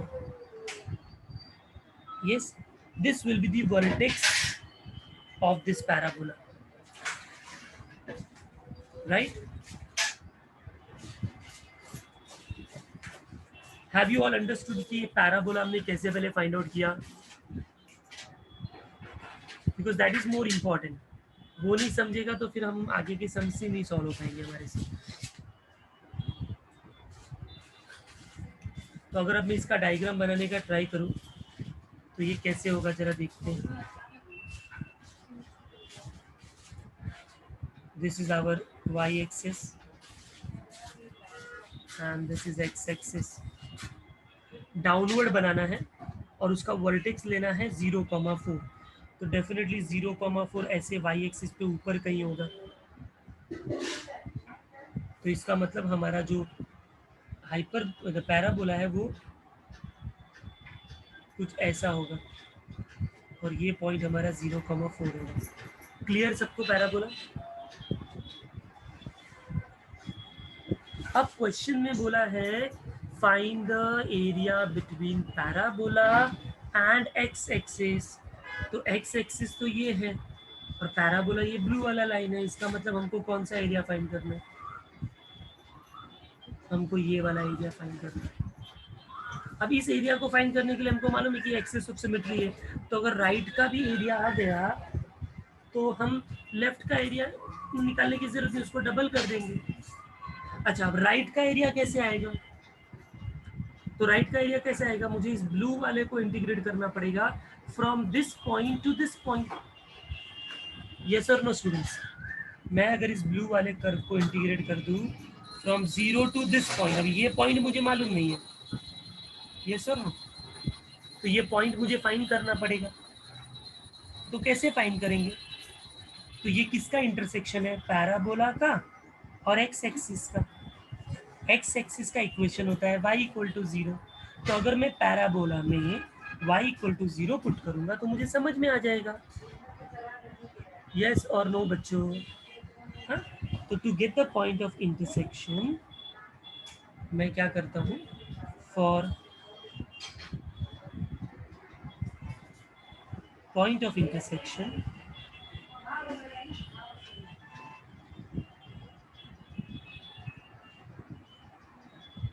of the parabola and x-axis,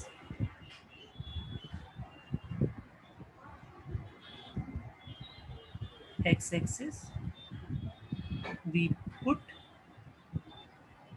y equal to 0 in its equation। ठीक है, अभी हमारा जो कर्व था क्या था? y equal to 4 minus x square. पहले मैं कर्व लिख देता हूँ। y की जगह 0 पुट किया तो 4 equal to minus x square ऊपर लाया तो एक्स स्क्वायर इक्वल टू 4 मिला। तो इससे x का वैल्यू क्या मिलेगा? प्लस और माइनस 2। तो इसका मतलब पैराबोला एक्स एक्सिस को 2 पॉइंट पे कट कर रहा होगा ना। Therefore the parabola intersect x axis at 2 points। एक होगा पॉजिटिव 2,0 और एक होगा नेगेटिव 2,0। अब पॉजिटिव नेगेटिव किधर है वो हमको समझ में आ गया कि ये वाला जो पॉइंट डेफिनेटली 2,0 होगा और ये वाला पॉइंट -2,0, क्योंकि देखो ना दो जगह तो इंटरसेक्ट कर ही रहे ना वो। Is it clear?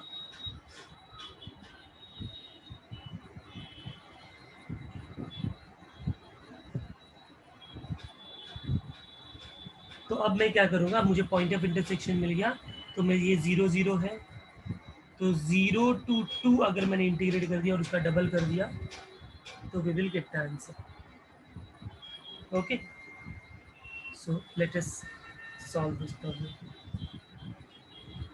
So therefore the required area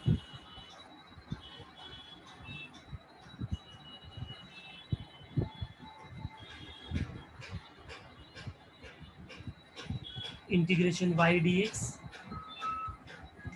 with respect to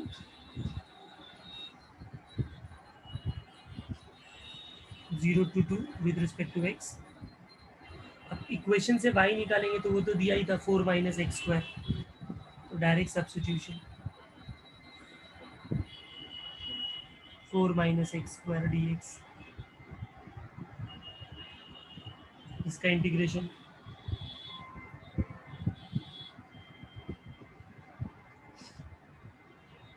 जब 2 टाइम्स नहीं लिखा हमने It's 2 times, no? 2 times.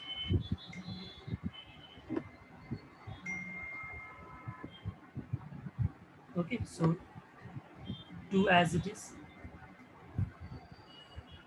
4 minus x square का इंटीग्रेशन क्या होगा? तो 4x minus X cube upon 3 from 0 to 2. 2 substitute करो, it will 4 into 2 minus 2 cube upon 3. ये फर्स्ट पार्ट हुआ. 0 पुट करेंगे तो 4 इंटू 0, 0 क्यूब अपॉन 3. सॉल्व करो इसको तो 2 इंटू 4 टू ज़ा 8 माइनस 8/3. और ये तो पूरा 0 और ये 0 ही हो जाएगा. तो ये हो जाएगा 2 इंटू 8 3 ज़ा 24 माइनस 8, 16/3 हो जाएगा. सो that will be 32/3 square units is the final answer. सबको ये इंटीग्रेशन का पार्ट, लास्ट पार्ट समझ में आया?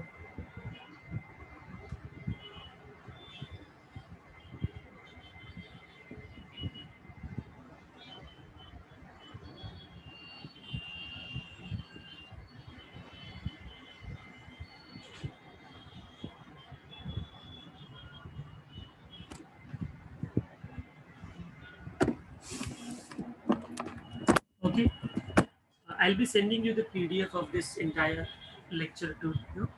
तो अगर कुछ आपने नहीं लिखा होगा तो don't worry, we will do that. So this way we complete this question number 2 also, right? अभी देखो question number 3 is all about find the area of the region included between. जैसे मैंने वो बताया था ना, दो पैराबोला. तो ये सब के सब प्रॉब्लम कैसे मालूम है? दो कर्व है, उन दोनों के बीच का एरिया फाइंड करना है. अभी तक क्या होता था? लाइंस होता था, एक्सेस होता था, कुछ नहीं. तो इन सब में डायग्राम बहुत इंपॉर्टेंट है, क्योंकि डायग्राम से ही आपको समझेगा कि इसका इंटीग्रेशन कैसे होगा. ठीक है? सो let us start with the first problem now. Question number 3 का first.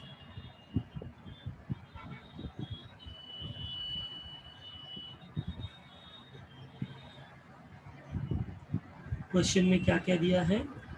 y square equal to 2x, this is one curve, and y equal to 2x another one. चलो बताओ, y square equal to 2x क्या है? कौन सा geometrical figure है ये? और y equal to 2x कौन सा ज्योमेट्रिकल फिगर है? दोनों के बारे में मुझे बताओ.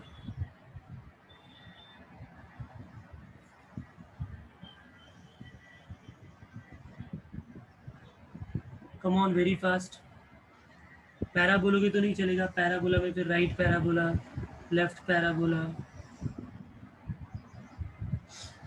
यस, तो ये सिंपल है कि y square equal to 2x is a right side वाला parabola.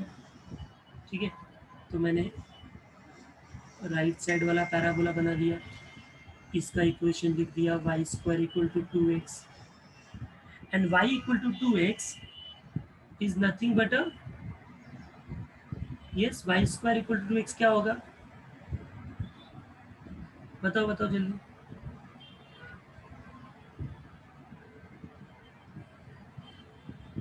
Is a straight line, right, passing through origin. Parabola ही अच्छे से नहीं बन रहा है. Yes, so it is a straight line passing through origin, y equal to 2x. तो it will be like this, you know, आप put करोगे x के जगह 1 तो y2, x की जगह 2 तो y4. वैसे भी निकाल सकते हो, नहीं तो आप डायरेक्टली भी कर सकते हो. जैसे अभी मैं वो लाइन ड्रॉ करने जा रहा हूँ. सो it is like this way it will pass through origin, and this line is y equal to 2x. So it means which area we want to find out, student? We want to find out the area between this. तो कैसे करेंगे? कैसे करेंगे? तो सबसे पहले तो आप ये बोलोगे सर हमको ये वाला पॉइंट ऑफ इंटरसेक्शन चाहिए, क्यों? क्योंकि अगर मैंने ब्लू वाले को इंटीग्रेट किया फ्रॉम जीरो टू ये पॉइंट तो ये पूरा आएगा, यस। और बाद में लाइन को इंटीग्रेट किया ग्रीन वाले को फ्रॉम जीरो टू वही पॉइंट, तो उसके नीचे का आ जाएगा और बाद में सबट्रैक्ट कर देंगे। क्या बोलते हैं? लॉजिक समझा ये वाला? जैसे हमने किया था पहले भी,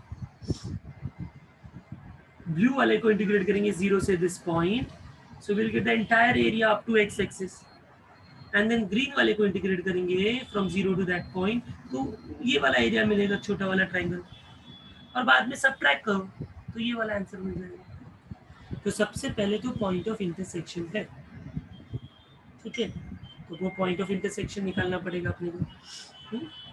तो I just name that point of intersection, जैसे ये तो ओरिजिन है, इसको मैंने ए दे दिया। अब उसको निकालने के लिए दोनों इक्वेशन को साइमल्टेनियसली सॉल्व करना पड़ेगा। So to find point A, okay, how do we do? So two equations are there, we will have to solve them simultaneously. क्या क्या है? y square to 2x and y equal to 2x. y square is equal to 2x और दूसरा है y equal to 2x. तो मैं second equation को first में सब्स्टिट्यूट कर दूं अगर, यानी 2x की जगह y लिख दूं, तो क्या होगा? तो y square equal to y हो जाएगा, वाई यहाँ पर आएगा, y square minus y zero,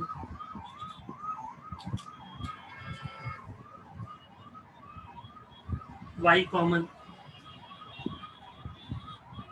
Y minus one zero, तो आइदर वाई इज जीरो और y minus one is zero, so therefore either y is zero और वाई इज वन। ये y जो आया उसको पुट कर दो किसी में भी, जैसे यहाँ पर पुट कर दिया वाई का वैल्यू, राइट, तो फिर हमको एक्स का वैल्यू आ जाएगा, इजंट इट स्टूडेंट्स? तो वाई की जगह अगर जीरो पुट किया मैंने तो टू एक्स इज जीरो, तो एक्स जीरो मिल गया, और वाई वन पुट किया तो एक्स वन बाई टू मिल गया। तो when y is zero x is zero and when y is one x is one by two. तो इसका मतलब पॉइंट ऑफ इंटरसेक्शन हुआ zero zero and one comma one by two.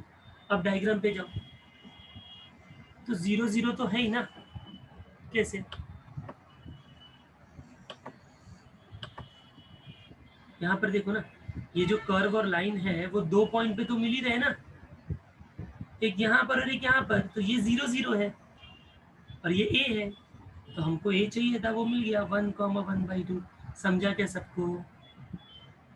तो अब मैं ब्लू वाले को इंटीग्रेट करूंगा जीरो से लेके वन तक, ग्रीन वाले को इंटीग्रेट करूंगा जीरो से लेके वन तक, और दोनों को सबट्रैक्ट करूंगा। ये दोनों को मैं एक ही स्टेप में करूंगा बच्चों, अलग अलग करने की भी जरूरत है, मैं डायरेक्ट लिखने जा रहा हूँ, देखो ध्यान से, very important. Therefore required area,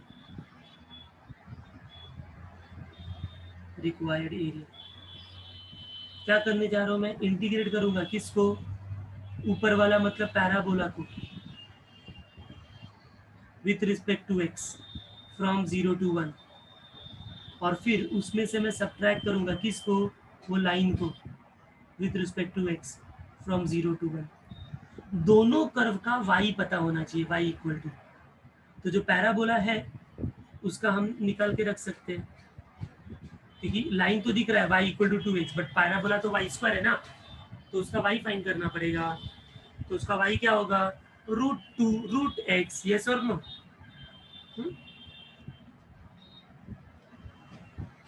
वो कैलकुलेशन यहाँ पर लिख सकते हैं कि ये Y square equal to two X है, so that will give y equal to root two root X, और दूसरा है y equal to two X, तो उसमें तो टेंशन ही नहीं है, वो तो ऑलरेडी y के टर्म में दिया हुआ है, ठीक है। तो चलो सॉल्व करते हैं इसको अभी। So this is equal to integration zero to one, parabola मतलब root two into root X D X, minus line मतलब y equal to two X, तो it is two X D X, solve करते हैं इसको। √2 constant है, बाहर गया। Root X का डायरेक्ट इंटीग्रेशन कर रहा हूँ मैं। X raise to 3/2 upon 3/2 from 0 to 1 minus 2 constant बाहर, एक्स का integration x square by 2 0 to 1। अब √2 बाहर है, 3/2 जो नीचे था वो ऊपर आके 2/3 हो गया, तो बचेगा x raise to 3/2 from 0 to 1। ये 2 को बाहर ले लिया तो 2/2 हो गया, तो बचा x square from 0 to 1। Now put the limit, तो ये है 2√2/3। यहाँ पर पुट करेंगे लिमिट तो 1 रेज टू 3/2, 0 रेज टू 3/2, 2/2 1 होता है, 1 का स्क्वायर 0 का स्क्वायर। सॉल्व करेंगे इसको, so it is going to be 2√2/3। ये तो 1 माइनस 0 1 होगा, -1 into 1 होगा, so it is going to be 2√2/3 minus 1। तो या तो इसको आप ऐसे ही छोड़ दो, या तो आप क्रॉस मल्टीप्लाई कर लो।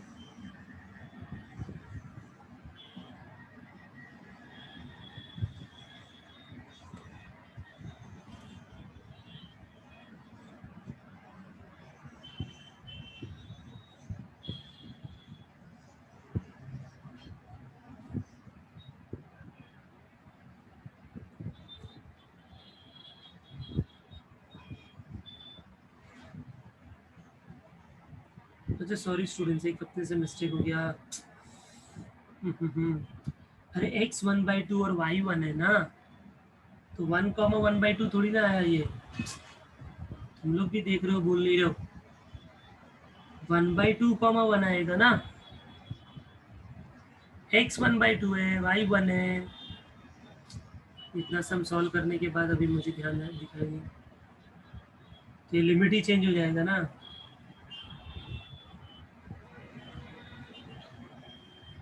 तुम लोग फिर ध्यान नहीं दे रहे हो लग रहा है।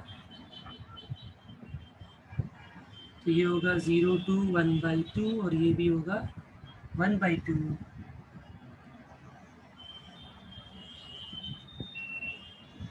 1/2 1/2,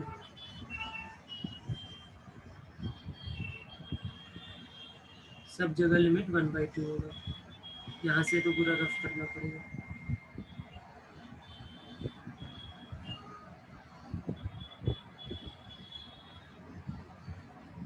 ठीक है, अभी सॉल्व करते हैं आगे का।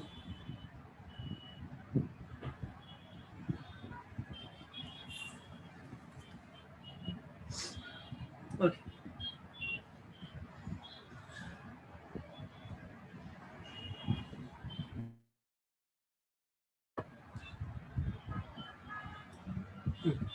यहाँ क्या होगा देखते हैं अभी। तो ये तो 2√2/3 था, लिमिट यहाँ पर ही तो चेंजेस होगा।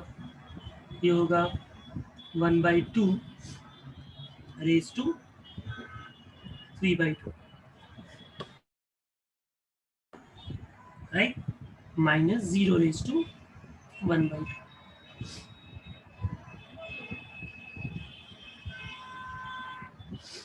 0 रेज टू 3/2। इस साइड क्या होगा, 1, 1/2 raise to 2, 0 raise to 2।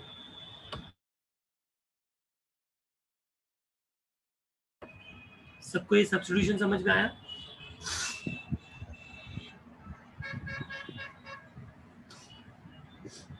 Okay, अभी सॉल्व करते हैं। 2√2/3, ये क्या होगा, 1/2 raise to 3/2। Yes,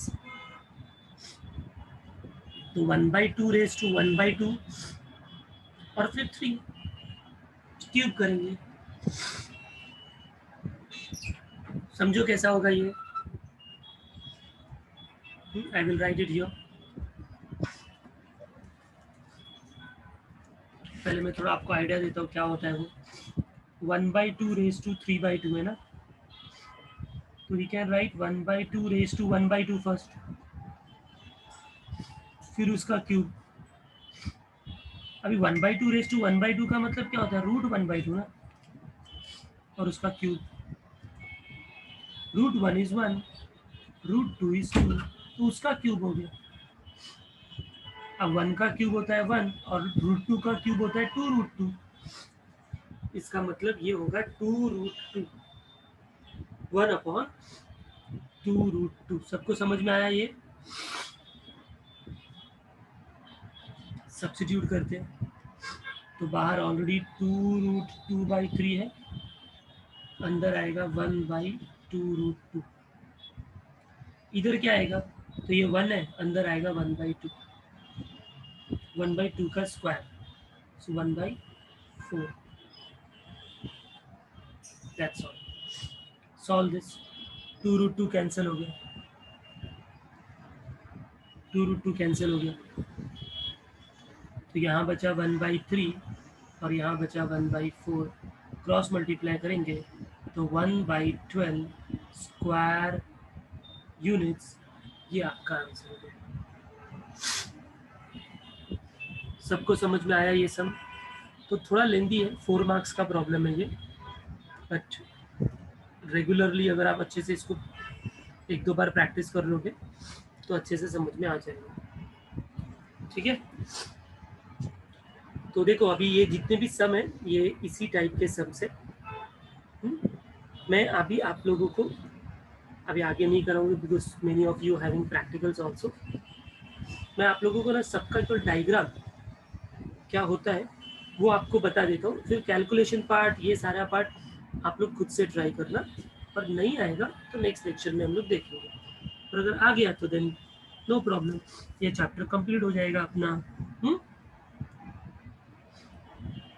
okay, second one, equations क्या है, y² equal to 2x and y equal to 2x। ये तो एग्जैक्टली वही है, देख लो, नहीं लगता आपको? जैसा पिछला प्रॉब्लम था ये वही प्रॉब्लम है, मुझे तो लग रहा है वही लिख दिया प्रॉब्लम। हाँ, सेम ही प्रॉब्लम लिख दिया और बोल रहा हूँ सेम है।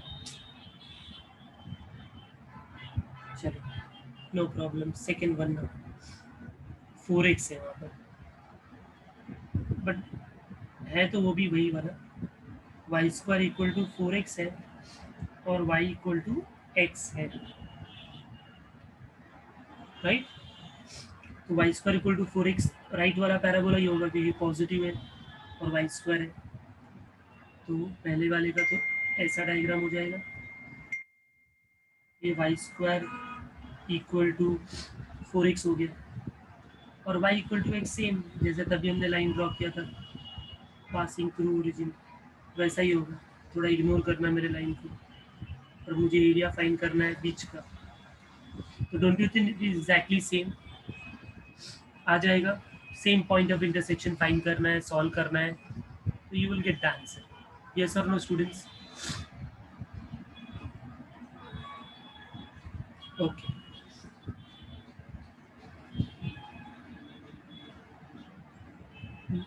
नेक्स्ट वाला देखो, थर्ड।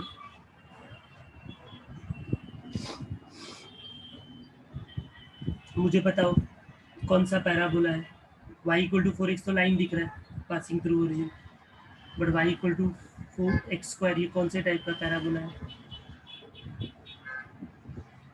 तो x² इक्वल टू पॉजिटिव है, मतलब ये अपर पैराबोला है, राइट? तो ये हमारा upper parabola y equal to x² है, और जो अपना लाइन है वो ओरिजिन से पास हो रहा है, समथिंग लाइक दिस। तो इसका मतलब जो हमको एरिया फाइंड आउट करना है तो ये वाला एरिया फाइंड करना है। तो same way point of intersection ढूंढना है, ऊपर वाले को इंटीग्रेट करना है कर्व को, और फिर नीचे वाले को करना है, और फिर दोनों को सबट्रैक्ट करना है। Third one same. देखो कैलकुलेशन पार्ट है सब में, वो मैं ये नहीं बोल रहा आपको, लेकिन एग्जैक्टली सब सेम टाइप के ही प्रॉब्लम है। y² इक्वल टू 4x है, y इक्वल टू x है, ये तो सीधे दिख रहा है Y square equal to 4x तो राइट साइड का पैराबोला है, फर्स्ट सेकंड के जैसा ही है ये राइट का पैराबोला और ये पासिंग थ्रू ओरिजिन लाइन, तो बीच का एरिया फाइंड करना exactly same as first second and third. And the fifth one, the last one,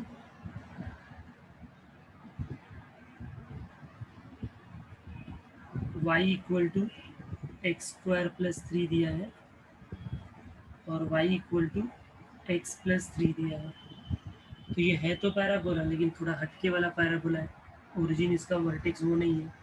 तो सॉल्व करेंगे, 3 को इधर लेकर आया तो क्या मिलेगा अपने को, x square equal to y minus 3. फिर जैसे हमने पिछले सब में लिखा था x minus 0 the whole square Y minus 3, तो इसका मतलब ये जो इसका वर्टेक्स होगा वो क्या होगा, 0,3 होगा. और ये कौन से टाइप वाला पैराबोला है, तो ये x square equal to 4a type y type वाला है, पॉजिटिव वाला है ना, अपर वाला. ठीक है, ये तो हुआ पहले वाले कर्व के बारे में. दूसरा वाला जो है वो स्ट्रेट लाइन है. ठीक है, उसके लिए हम कोई पॉइंट फाइंड कर लेंगे, जैसे अगर x 0 हुआ तो y 3 होगा और अगर y 0 हुआ तो x माइनस 3 होगा. तो ऐसा पॉइंट लेके हम उसको प्लॉट कर सकते हैं. देखो कर्व कैसे बनेगा यहाँ पर, ये हमारा y एक्सिस हो गया, ये हमारा x एक्सिस हो गया. ठीक है, पैराबोला को बनाना है वर्टेक्स 0 3 लेके और ये अपर वाला पैराबोला है. तो सपोज अगर ये वर्टेक्स निकला 0,3, ठीक है, तो पैराबोला ऐसा होगा. ठीक है, और वो जो लाइन होगा वो क्या था, उसका पॉइंट 0,3 एंड -3, 0,3 एंड 0,-3. सॉरी ये तो गलत बढ़ लिखा, x 0 तो y 3, बट जब y 0 तो x -3, तो 0,-3 एंड -3,0. तो 0,-3 तो यही पॉइंट है. ठीक है, और -3,0 कहीं यहाँ पर होगा. तो इसका मतलब वो जो लाइन होगा वह ऐसा कुछ पास होगा. ठीक है, तो हमको ये वाला एरिया फाइंड करना है.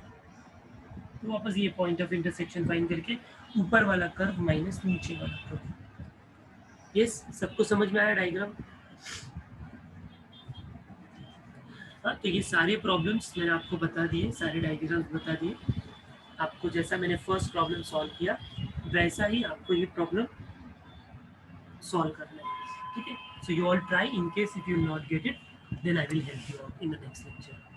Okay students, so today in one class only, that was just a one exercise chapter, so we have completed this chapter, provided that the remaining 4-5 problems you do it by yourself. Okay, thank you very much students, take care, bye bye.